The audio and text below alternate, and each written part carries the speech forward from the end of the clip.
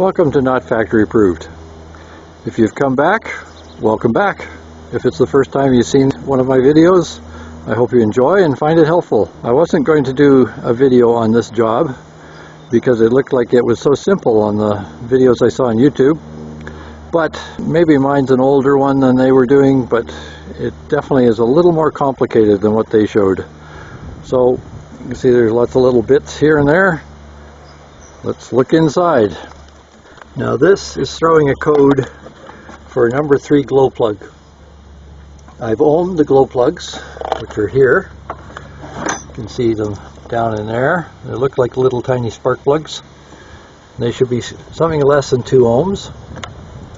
Definitely. They're the pre-chamber heaters. It's indicating number 3 is open. And they ohm okay, so I checked the loom. And the loom, unfortunately, because I've done this kind of doing the job and then finding out it was more complicated, I'm going to have to work backwards for you. But this is the connector for the glow plugs. There's 4 of them. I've ohmed them too once I had the loom, the connectors out, and they ohm okay, which is a bit annoying. So there's the connecting portion of for the glow plugs. It goes up through here, underneath the tube, underneath the fuel rails for the injectors. So I've had to take it all apart. This is from the ECU, this portion. The top portion here actually runs into this cable, and there it is there, and that just slips out. You don't have to worry about that when you take it apart. It goes back there. So that all goes down like that. This is cloth tape, especially for automotive electrical. This one is a Tessa brand, but get the cloth tape unless you can get the exact plastic tape, like black electrical tape, but it's different for a car. It's stretchier, thinner, and it stays. Oil and grease doesn't affect it as much. Do not use black electrical tape.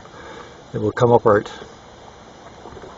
So I put the cloth tape all the way down, ran it all the way through into here,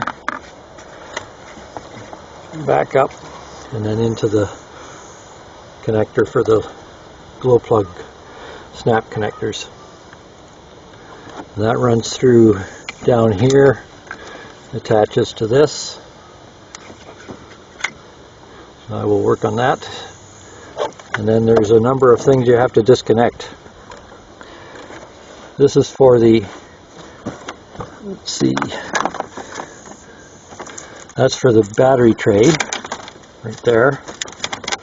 It's got 4 bolts, 10mm head.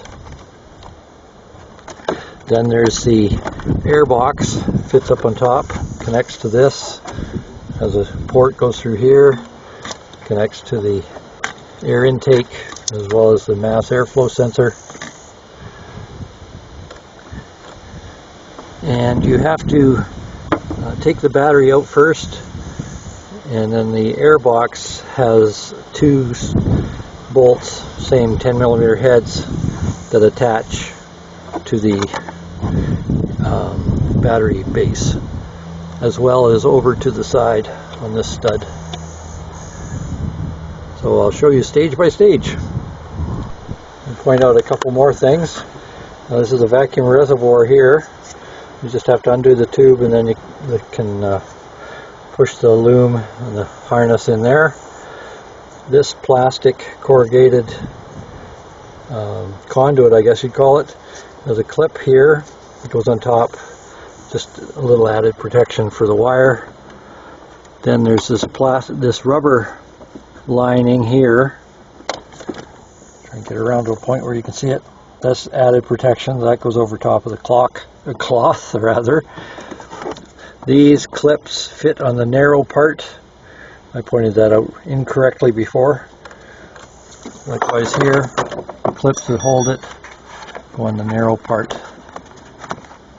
can see right there.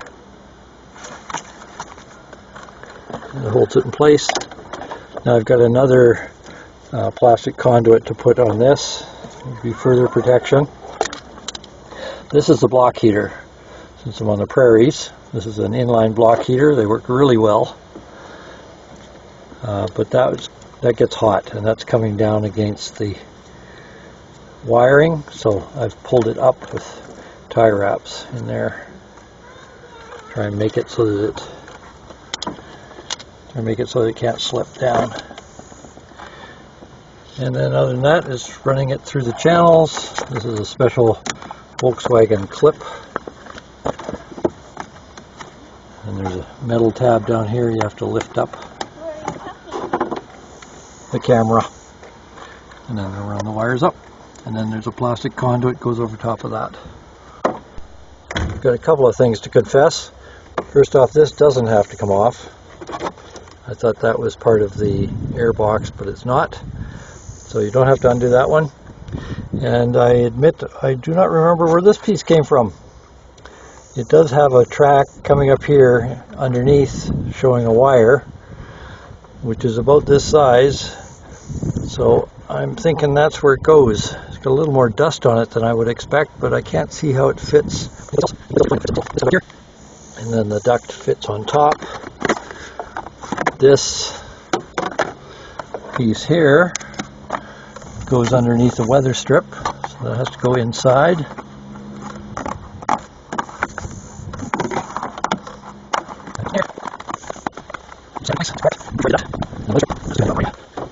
And this goes down there, and I'll put that all into place.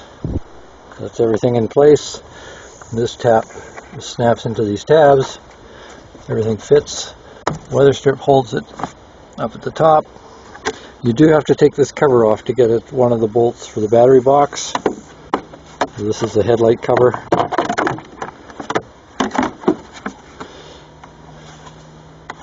And it does fit somehow. I'll show that later. There's the battery box installed.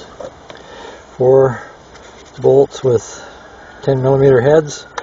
One thing you have to watch with this old plastic is that it breaks real easy.